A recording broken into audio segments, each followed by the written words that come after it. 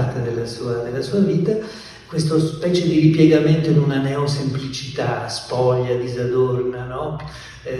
Fatta di pochissime, di pochi suoni, poche note, quasi una specie di ripiegamento un po' quasi monacale, insomma, no? In un ritiro musicale molto sobrio.